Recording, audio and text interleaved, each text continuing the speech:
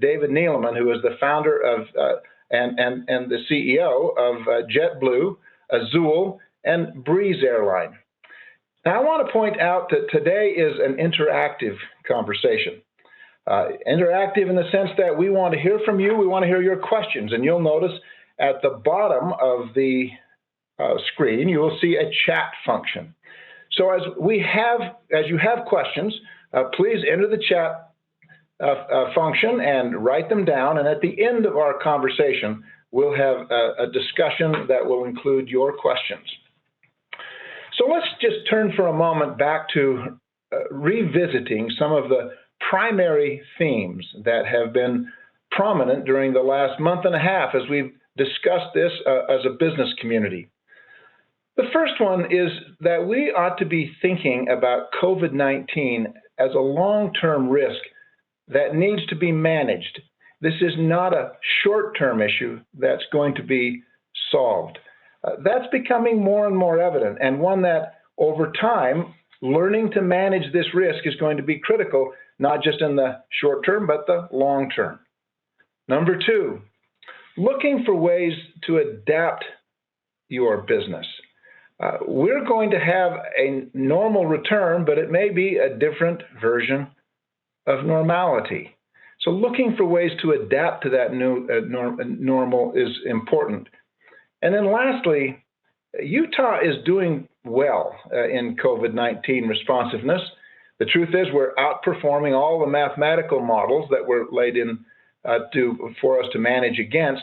The big question still remains, is it because the models were wrong or maybe a little too pessimistic, or is it because of all the social distancing that we have done? That becomes a key question, because as we now begin to reopen the economy and emerge from our shelter in place or stay at home, we're going to see changes continue to occur, and learning to deal with those is going to be an important thing. Those are three major themes that have emerged over the course of the last several weeks, and you'll hear them echoed again and again. But today we're going to talk about how a leader instills confidence. And I'd like to suggest that you will hear a number of messages, but three will, I think, continually emerge. The first is the importance of giving people the information and the tools that they need to stay safe.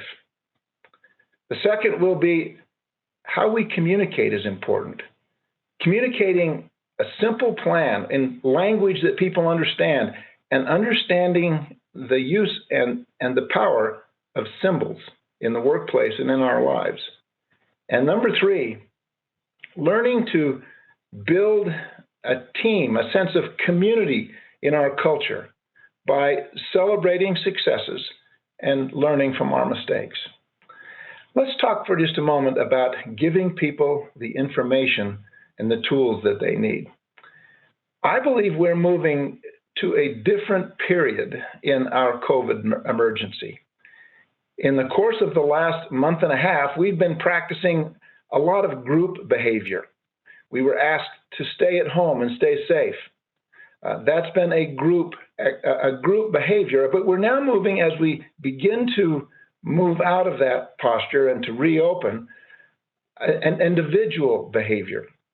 Learning how to do that, how to protect oneself, emerges as one of the most important things that we can do, because there are so many different situations. There's no way that a government can provide that kind of guidance. And so as you begin to develop your own reopening plan, understanding how, for example, the virus is transmitted from person to person, and how then you can take individual situations in your business or in your community and being able to protect against that becomes vital. Understanding the facts and what the risks actually are becomes important. Fear is driven by risks that we don't understand. And so giving ourselves, our business colleagues, and our customers a sense of confidence, knowing the facts, is important. So then let's talk a little bit about communicating a plan in simple language, I want to comment on the importance of symbols. I was in a grocery store buying groceries, and I found it interesting that I was met at the door with someone with a spray bottle of disinfectant. They were wearing a mask. They gave me a cart that I knew had been disinfected. That was not only information, but it was a symbol of the importance of safety to that store. Communicating confidence is often done by symbols, simple things. What are the symbols that you will employ in your business to communicate not only to your employees, but to your customers, clients, and those who are there for other reasons, that this is a safe place to be? Number 3, seeking to build a team, a sense of community culture that celebrates. Transparency is a very important part of openness and openness to be able to accomplish that. Being able to communicate clearly with employees about what the dilemmas are and where they are. We fear, again, the things we don't understand, and therefore transparency becomes a very important part of this. And being able to then have measures that we can celebrate and be able to then also understand the things we've done that we can improve. That's all part of building a atmosphere of confidence. So again, you'll see those 3 messages appear again and again in our discussion today. Giving people the information and the tools that they need to feel safe, particularly as we move out of this period of group behavior into one where individual behaviors will be important. Number 2, communicating in simple language and using symbols to our advantage to communicate the things that are so important. And lastly, seeking to build a team or a sense of community by celebrating our successes and also learning from our mistakes. So with that, we're going to move to our first guest, Chid Liberty, who is the CEO and founder of Liberty and Justice. A fascinating person. I think you'll agree, you'll wish we had an entire hour to hear from Chid. He was born in Liberia. He lived in Germany until he was about 5 years old, and then he and his family immigrated to the United States of America. It became clear early in Chid's life that he was an entrepreneur by nature. His first business he formed at age 16, and he made an exit. He sold it at age 19. But over time, it became clear that Chid wanted to focus on social entrepreneurship. And 2 women in Liberia, the land of his birth, were granted the Nobel Prize for being able to advocate for women. And Chid concluded there needed to be a similar program in Liberia for jobs. So Chid, thank you for being with us today. I wonder if you wouldn't mind telling us the story of your decision to open a social entrepreneurship in Libya. Thank you so much, Governor Levin. Yeah, Liberia, slightly different, same continent. All those L countries just confuse me. Yeah, no worries at all. First and foremost, thank you so much for having me, Governor. It's actually such an honor for me, and thank you to all the other speakers, and especially Dean Randall for all of his support and partnership. Eccles is a very special school for me because of the Sorensen Center. They're investors in my company, and nothing that I did would have been possible without impact investors like Jim Sorensen. So as you can imagine, I am in my late 20s. I've been reasonably successful in the tech world, living in the Bay Area, and got the inspiration to go back and work with the women who were responsible for ending the war in Liberia through the Nobel Peace Prize women's movement. And in making the decision to go back, we ended up starting the first fair trade certified apparel factory in Africa, because as you said, we wanted to create jobs for women. Liberia had an 80% unemployment rate and an 80% poverty rate. So we were already pretty used to working in tough circumstances, but as we'll discuss a little bit, circumstances got even tougher once we had the Ebola outbreak in Liberia in 2014. So you were employing many people who Hundreds. hadn't had jobs. You were being successful, and suddenly a pandemic struck that area, the Ebola. Tell us about that and what the impact was on the business. The impact on the business. So we were right in the beginning of two $20 million a year export contracts to brands in the United States. So it was a huge growth period. You know, I had moved back and was on the factory floor every day of my life because this was sort of like the critical days of our business. And when we first got news reports that Ebola was in Liberia, it seemed a little bit strange. It was way out in the countryside, and we didn't really think that it would affect us.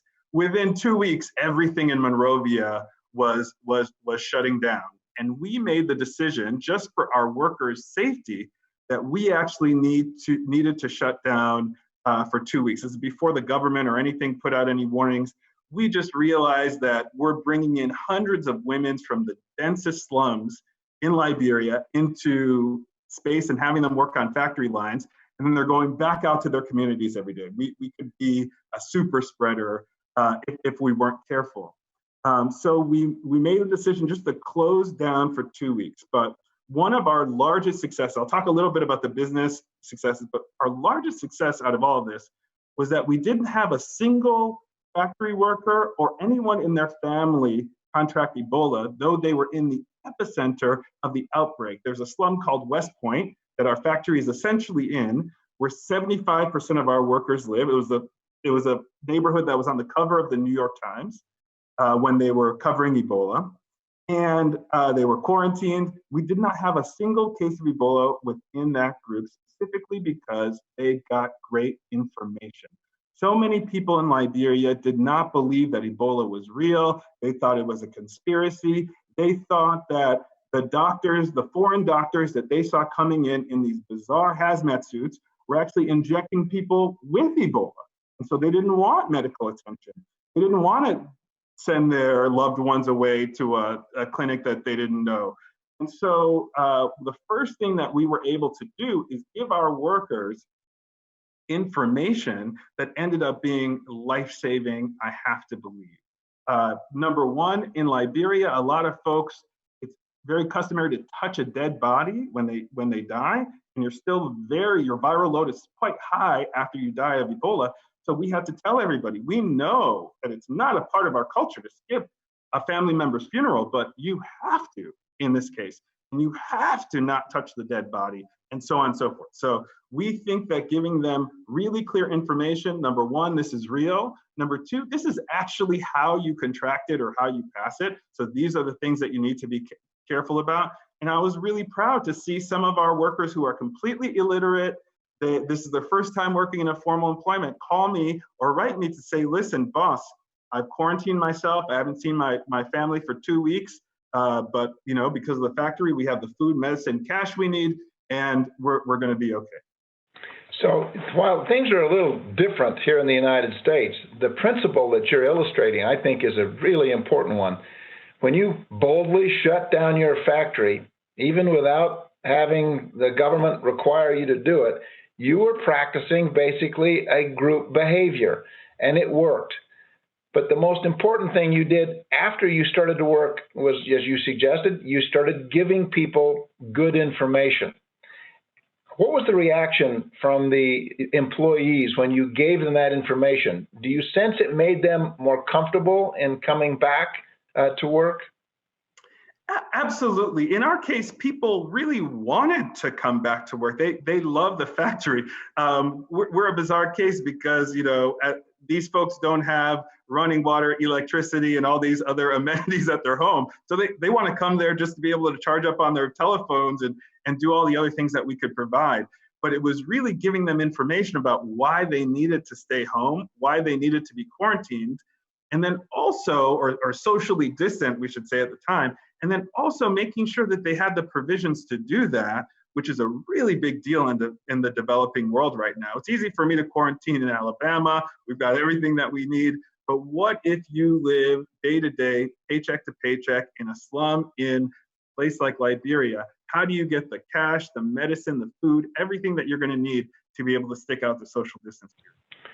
So here's the one answer to the question, how does a leader instill confidence? A leader provides people with information, gives them the facts, teaches them how to use it, gives them a sense very clearly that their interest is at the heart of the business. A very good example. Let's talk a little bit about the other impacts that that pandemic had on your business. My sense is that it required some changes, that you make changes, and that it really sparked a new opportunity for you. Talk about that. Absolutely. So first thing first, we shut down the factory for 2 weeks. We thought 3 days later, the government of Liberia sets a state of emergency, and it's now illegal for us to operate our factory, period.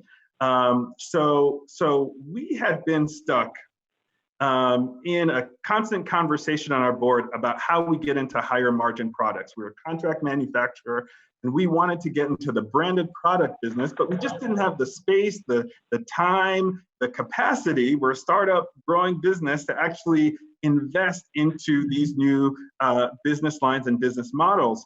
And now all of a sudden, once you got over the initial shock of being shut down, I call it kind of our caterpillar moment. First, I got the space to actually sit and think. And that's why I love Warren Buffett, as many people know, is one of my favorite people in the world. He talks about how important it is just to sit and think. And I got to thinking that, listen, we want to be in the brands business. And we haven't been able to make that transformation seamlessly. But now, factory is shut down. I have the full capacity to do that. And again, as you were talking about in terms of sending signals, I knew that I couldn't go back to my investors who had just put in $5 million and ask them for more money so that I could do another big project. So what I decided is, once I figured out what the transformation needed to be, let's start with one small brand. I made the adjustment and I said, let's just not go to anybody for money. Let's go and do a Kickstarter campaign. And it was our goal to raise $50,000 or sell $50,000 of t-shirts in a month, just to give a little bit of a signal. And we ended up doing that in the first 5 hours of the campaign and quintupling that amount. It was $250,000, and Shaquille O'Neal got involved, MTV got involved, all these folks got involved. And it was a really powerful signal then to investors that, wow, I mean, they just took a really huge blow, but at least you could see that these guys are back into a winning mentality. And of course, capital then was willing to flow into the pivot that we're about to have. And just as a way to wrap this story, now, 5 years later, we're in the process of buying a $267 million company that's all brands. So that shift ended up leading us to a whole new business model, a much larger transaction and a much larger business. Well, Chet, you're such a great example of entrepreneurship and leadership. Two important lessons I draw from our conversation. One is give people good information as they transition from group behavior into individual behavior, where they're going to have to make their own decisions about staying safe. That's a good way to build confidence and followership. The second is do something new. Use this as an opportunity. And you're a good example of both. And thanks for being with us. I'll be reminding all of our participants today that if they want to ask you questions and follow up, they can do it on the chat function. So thank you for being with us. Thank you so much. We're now going my pleasure. We're now going to move to another conversation. We're going to talk with Jesse Graham, who is a George S. Eccles Professor of Business Ethics. Jesse, we're glad that you're here today. Just a bit of introduction. Grew up in Kansas City, did your education at the University of Chicago and studied psychology, got a master's degree at the Harvard Divinity School, and then a PhD at the University of Virginia, came to the University of Utah to practice what you had learned about ethics. One of the things I find interesting about your background is that you are the originator of a ethical theory called moral foundations theory. Would you mind just giving us a brief introduction to what moral foundations theory is about? Sure. Well, thanks so much for having me. Yeah, moral foundations theory is a theory I developed with John Haidt at the University of Virginia, who's now at NYU Stern.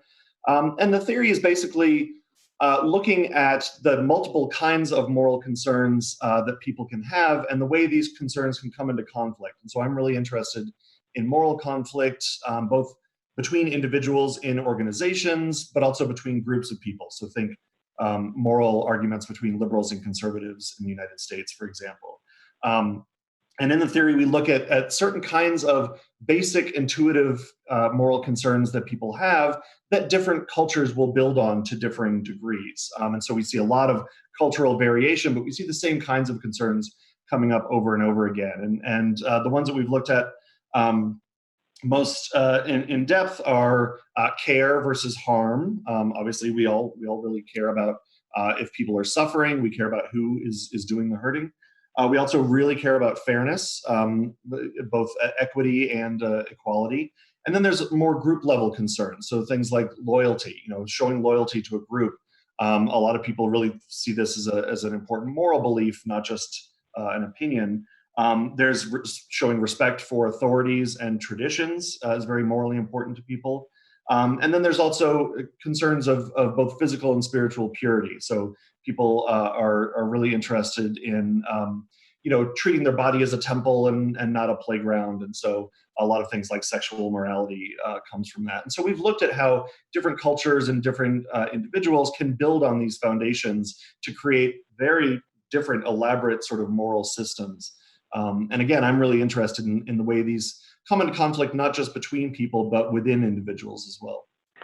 So if you're a business manager or a business owner or people who work inside a business supervising people, and you're trying to figure out how we can instill confidence, I hear the foundation of this and your theory is that we have to recognize that there are different, very legitimate differences in priorities.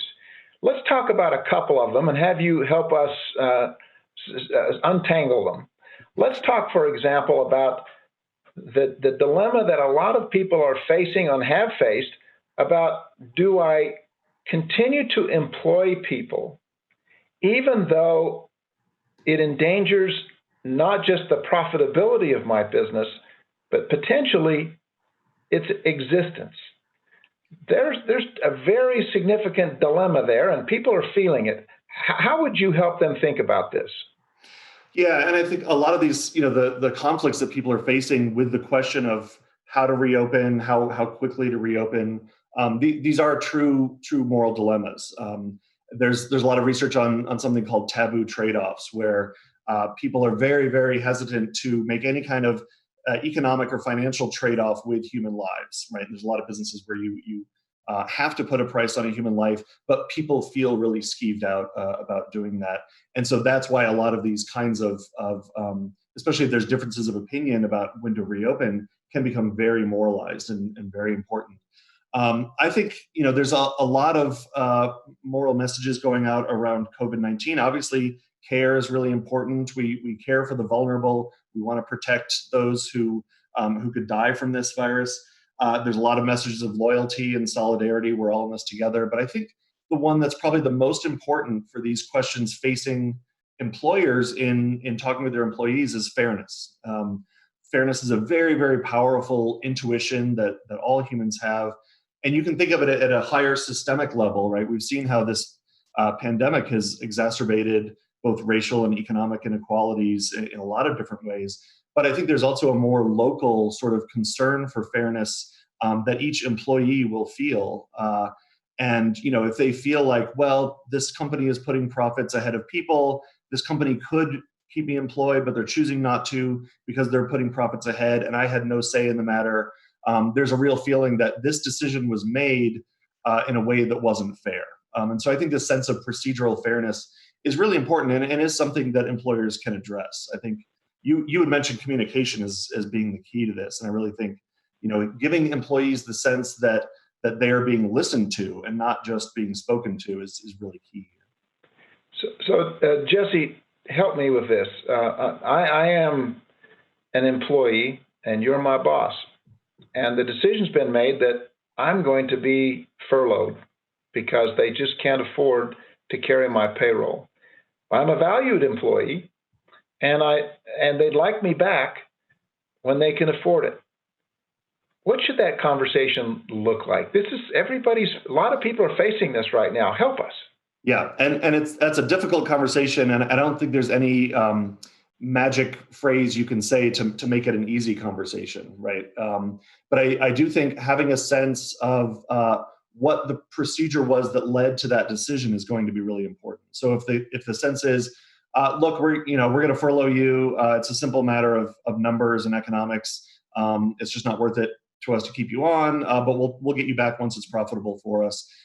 That's not going to feel good to anyone, right? If there's a sense that there was a real struggle here, that this is the dilemma we're facing. Here's all the information about what kinds of things we're weighing.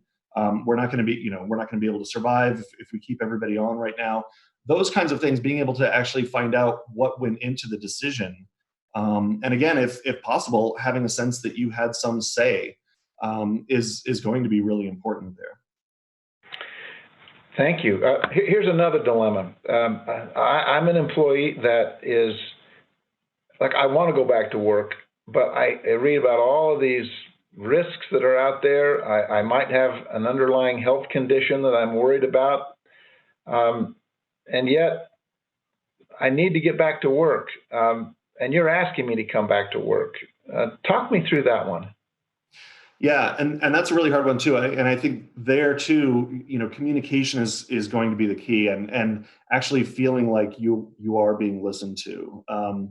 If there's a sense of, so a concrete example of how not to do it, recently Amazon allegedly just fired 4 whistleblowers who were complaining and raising concerns about safety in some of the factories, and that really communicates not only keep your mouth shut, but it also communicates a sort of lack of concern about employee safety. And so I think, to the extent, as you were saying before, that as much information as you can share that's helpful for the employees. For instance, the risks are different in Utah than they are in, say, Massachusetts right now. That information can be really helpful, but also for the employees to have a sense that their concerns are going to be listened to. And I think there's a lot of ways where the communication has to be two-way, and the employees who are on the ground might see safety risks and safety threats that people at the top don't see. And so if they feel like they're really being listened to, then I think you have that sense of fairness, and you can feel better about going back to work.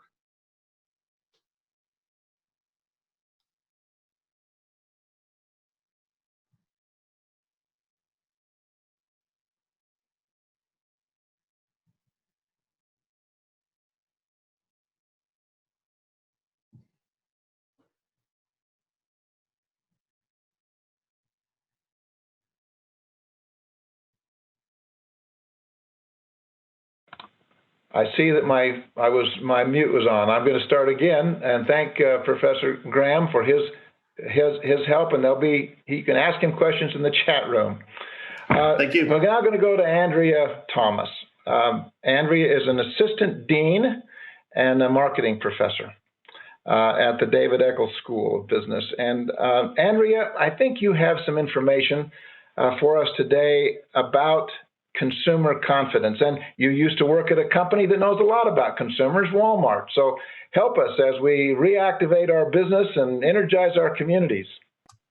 Thank you, Governor Leavitt. Yeah, consumer confidence is a really interesting kind of tricky concept. What businesses need to realize, and I'm sure they do, is that consumers get a lot of joy from utilizing the services of business. So it's not just function. And when we all went to this social distancing and this lockdown, not only did it cause us to be concerned for our health, but it took away a lot of the things that were bringing joy to our lives. So that there's some unintended consequences that providing safety really created, and people are now trying to think through and deal with what that means for them. So some of the unintended consequences consequences are things like disconnection. If you used to go to somebody that like did your hair or your nails or the barber shop, or you had business lunches and you did things socially, that was bringing things to your life that aren't existing at the moment or have changed. That can translate into loneliness, into depression, potentially anxiety, and just disrupt a lot of different things. This causes you to be in a place that you're questioning a lot of different things. And so consumer confidence is something that really, if you think about just the concept of confidence, it has a lot to do with you feeling good and comfortable and really sure about the path that you're on. And so consumer confidence in the spirit of the pandemic has dramatically changed. There's an index that they've been measuring since 1967. It's called the Consumer Confidence Index. It's something that the Fed uses. There's a lot of people that look at it, and it just measures the consumption component of the gross domestic product, or how confident people are to go out and spend money. It helps businesses know how they can grow, how they can attract consumers, how they can pay their employees. So it connects a lot with what's going on right now. So the Consumer Confidence Index in the state of Utah on March 1st was 123.2. Now, that level, 100 is just the mark that they chose in 1985, which was neither high or low. So we felt 123 meant that we were pretty confident about things. The significance of this is how far it dropped. On May 1st, within the state of Utah, we're now at an 88.5. So that is a significant drop in consumer confidence. Not something that's unexpected, but definitely shows kind of the dramatic, we were higher than a lot of states. We were in the top 3 states before in confidence. And now we're on the lower side, but all states are kind of going through this. So there's been some specific research done, really understanding how consumers are feeling and thinking about activities that they want to get involved in. The 3 things that people are most excited to do as they come out of the pandemic is first, eating out, second, going to church, and third, getting their hair done. And so those are things that are both social for people and then also connect to them personally. And there's been this research that was conducted. They've sent a survey out every single week, also asking about how anxious they are going out into the world again, how they feel, how they're balancing their desire to go out and consume and feel this joy and the anxiety that comes from the situation that they're in. So the percent of people that felt very anxious about resuming their activities in week 1, which was the last week of March, in week 1, 9% of people were very anxious. They've measured that every week, and that's actually going up, and it's now at 19%. So what's happening is, as there's signals that things are going to be opening up, people are getting more and more anxious about going out. And so this is something that it is shared among groups of people. So it's not more so in boomers than it is in millennials. It's that, there are a lot of people that are just looking at their ability to keep safe and keep the ones that they love safe. And so there's some things that they're looking at from government and from people of significant authority to them to help cue their normal activities. Things like there's a clear plan to get back to activity. There's been no new cases supported. There's a vaccine. Some of these things that we might not see for a while. There's other things that can help cue confidence as people go and engage as businesses start opening up. One of those things is clear signals that it's safe for them to engage with you. So you were talking earlier about symbols, Governor Levitt, and that's something that, trust really helps build confidence. And so if you can engage with your consumers and give them signals or symbols that you care about their safety, that you're prepared for them to come in and be safe. Things like gloves and masks and protective barriers are all things that there's science that may or may not play out that shows, how safe you are. But whether it plays out or not, it makes you feel like the people that you're going and exchanging, doing business with, that they care about keeping you safe. And so it signals that. Also, keeping people informed, being very clear about this is what we're doing for you to keep you safe, and be honest about it. The credentialing and the credibility helps with the trust. But if you have an ability to email or post signs or have your employees talk to people that come through, tell them what you're doing and why you're doing it. And that's going to also help people see and build trust that you care about them and you care about their safety. And then finally, you've got to be patient. You've got to have realistic expectations. I think that if we go back too fast and then something happens, that's going to hit our consumer confidence even harder. So being patient and having realistic expectations and communicating that is going to help as well. Andrea, thank you. Giving people information, using symbols to demonstrate, and being patient, consumer confidence will come back. Thanks. Now we're going to move to a very special Utahn, David Neeleman, the founder of actually five commercial airlines: Morris Air, WestJet, JetBlue, Azul, a Brazilian airline, and now a brand new airline headquartered in Utah, Breeze. Clearly, one of the most influential people in the airline industry in the world. And he's a man who started his business career as a BYU student, and he's a man who's navigated, in the meantime, a lot of crises. David, thank you for joining us. I would like to start with, if you wouldn't mind, I've heard the story that on September the 11th, you were standing at a printer waiting for information to go public. What happened? Thank you, Governor. It's great to be here. First of all, I need to clarify something. I'm a Utah guy.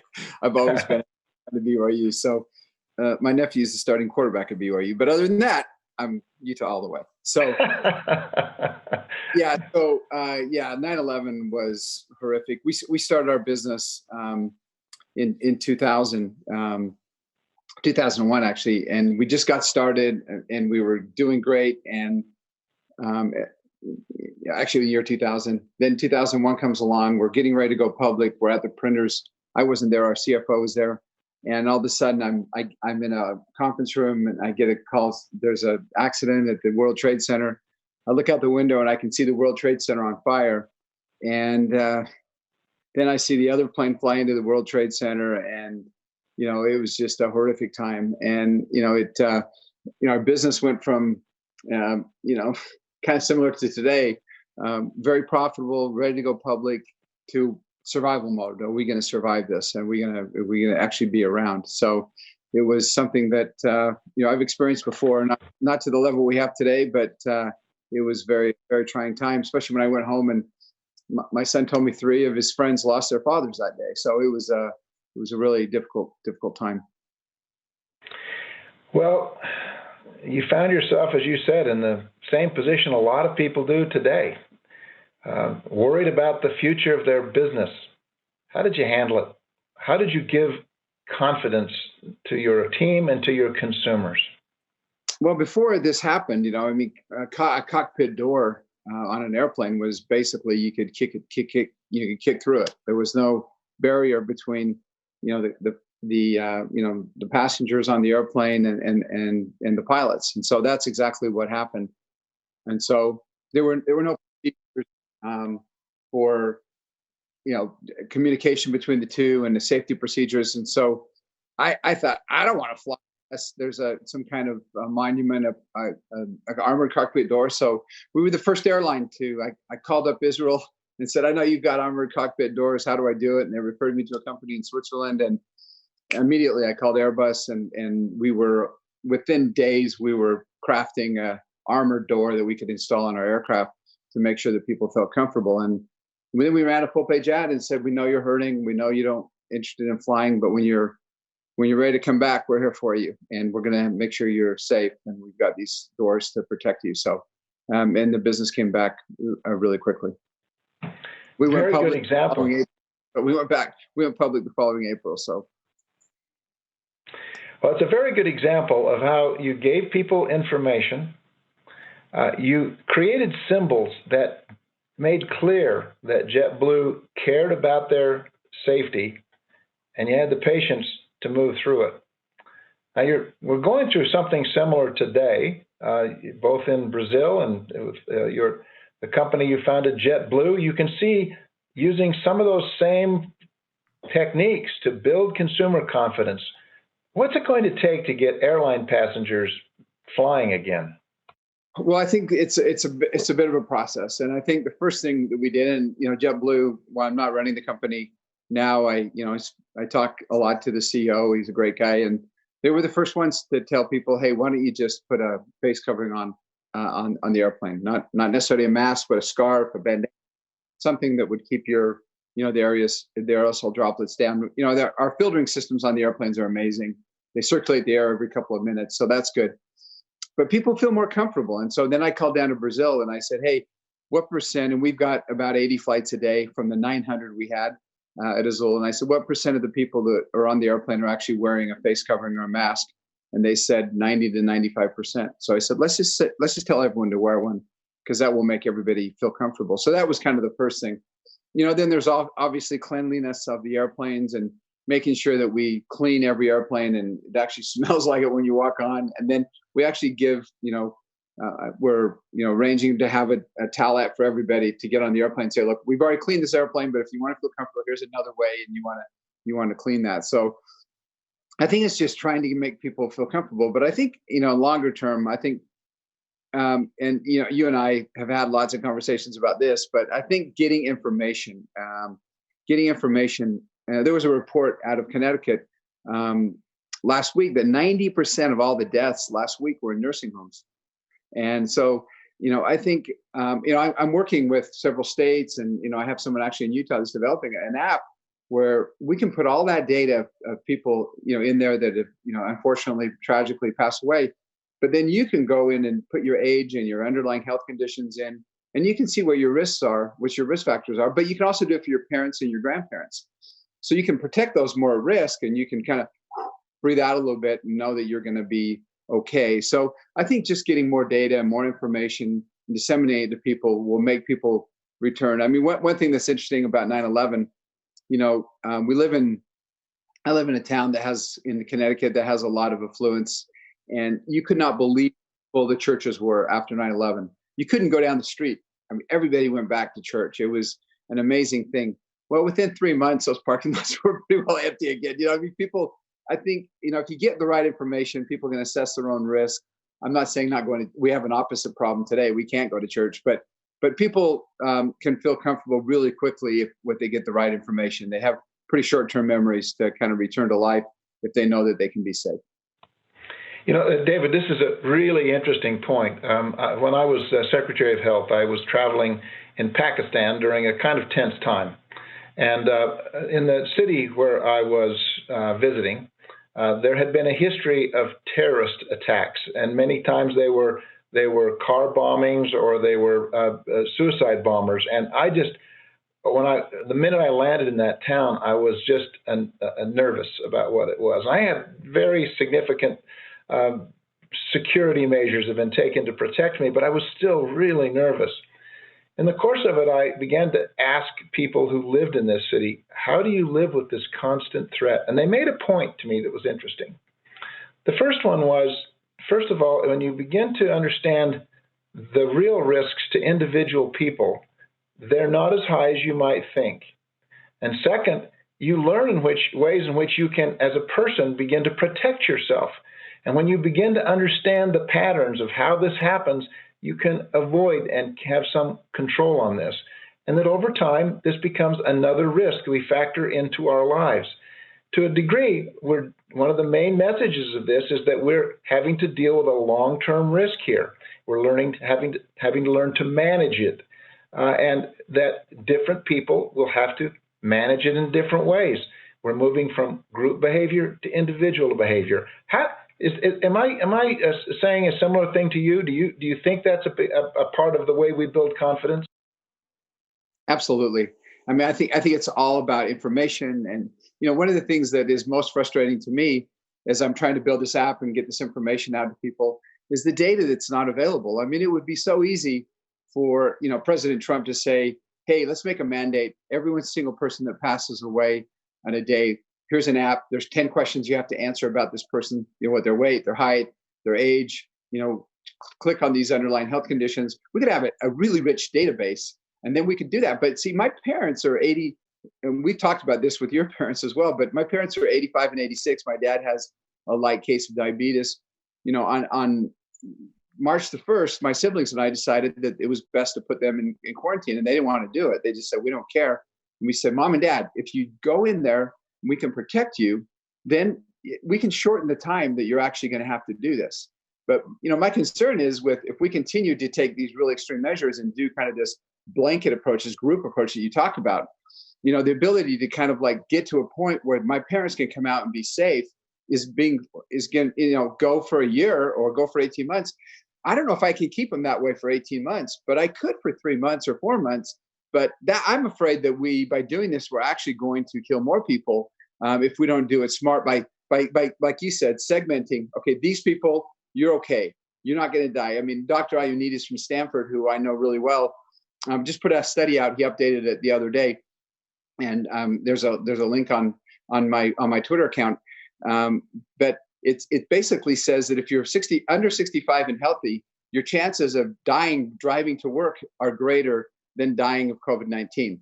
Just by the facts and the data. So if everybody knew that, but then once you get above 65 and you have 3 or 4 comorbidities, you have like a 2 or 3% chance of dying. So it's like if I had a 2 or 3% chance of dying in a car, I would never get in a car again. So, there's a segmentation that has to occur here. And we can actually save more lives by opening up and segmenting and protecting those that are most at risk. I mean, this is long-winded, but I just listened to, Governor Cuomo, and he talked for 15 minutes about all the things and contact tracing and testing. And he never said a single word about protecting those that are at risk in 15 minutes. Well, we're clearly moving into a new period, and we're moving from what is right now group behavior into individual behavior. And we've talked today about ways we can create confidence. And David Neeleman, you've been extraordinarily helpful with some great stories and some wonderful experience. And we're now going to go to, I know there are going to be those who want to go to the chat function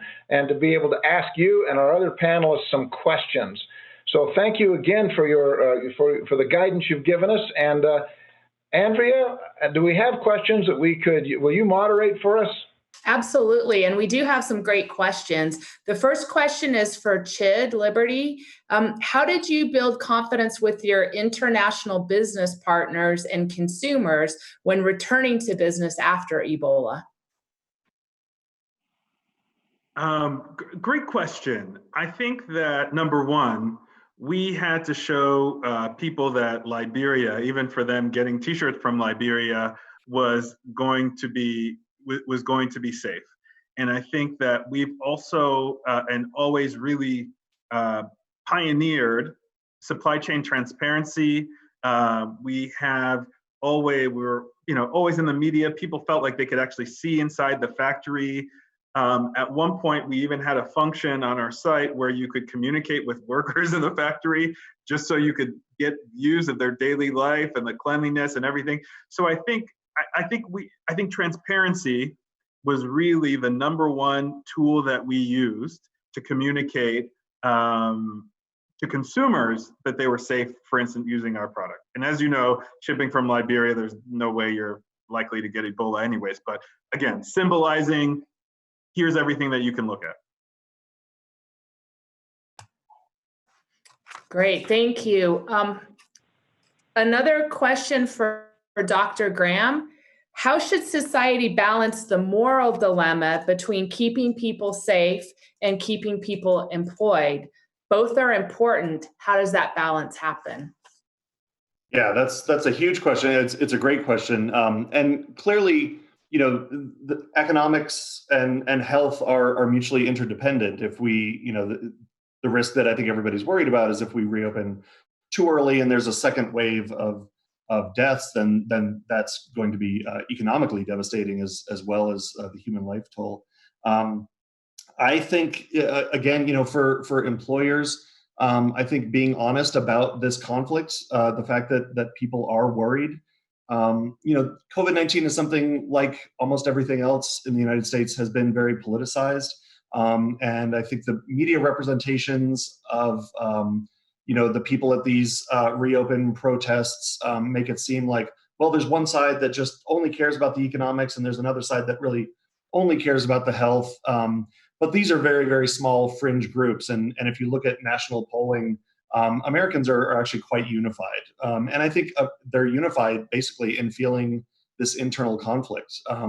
People want to go back to work. People want to, people are tired of quarantine, but people are worried about going back.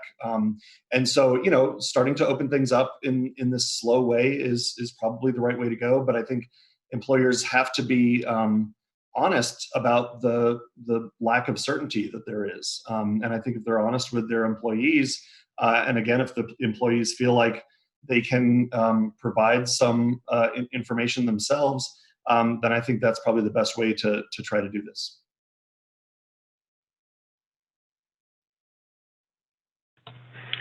So another question, Andrea? Yes, this one's for David Neeleman. How has this situation impacted your plans to open a new airline? You're working on Breeze Air. Is it going to start flying soon? How are you thinking through that?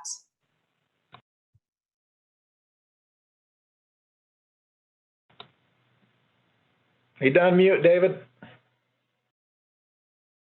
Okay.